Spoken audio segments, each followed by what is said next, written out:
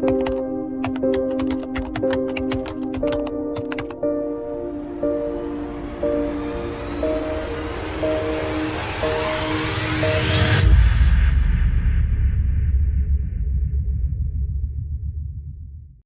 you a racist? Chances are no, right? But yeah, you are one. And I am too. People don't have to be publicly racist to be one. However, it's often much quieter and more normalized. You don't even know that you're spreading hate. Why? Because everyone else does it too. Have you ever looked deeply into the songs you stream and the TikToks you share and scroll past? Today, we're going to talk about Asian American hate and where it came from, how it spread, and how you and I are unknowingly racist. It didn't begin in 2020. It started over 150 years ago in the 1800s.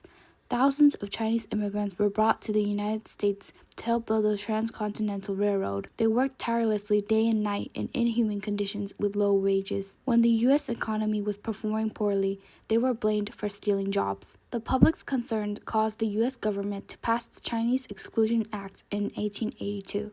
This was the first federal law to ban immigration based solely on race. During World War II, over 1,200,000 Japanese Americans were forced into internment camps for looking like the enemy.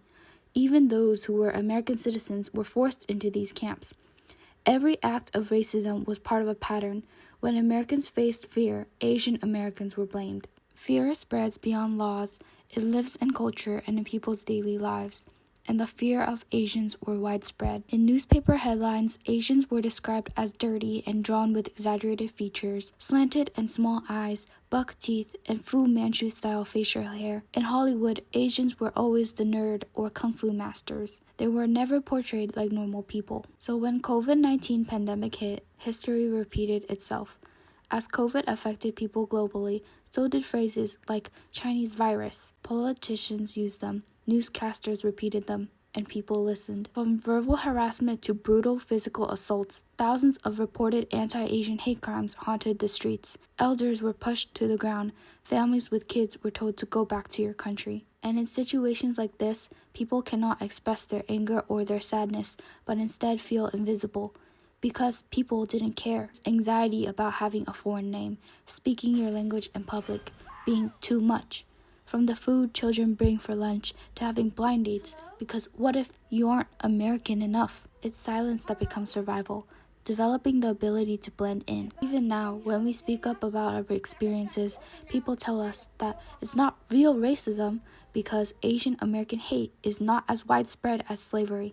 It is not real because it is a joke. The internet drives racism and implants it into our lives.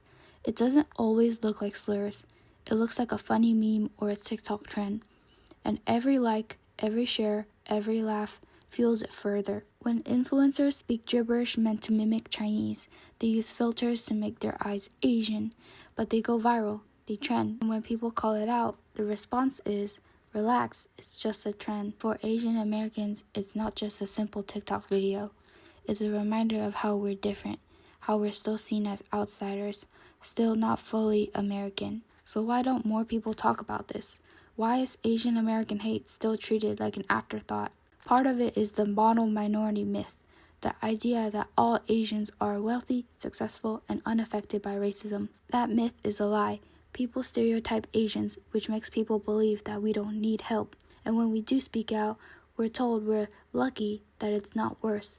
But racism isn't a competition, and silence isn't safety. Asian Americans are not a trend, not a virus. We are people, we are neighbors, classmates, co-workers, creators, caretakers. We exist in every part of American life, and we deserve to be seen. Speak up, share, learn. Thank you for watching. #StopAsianHate.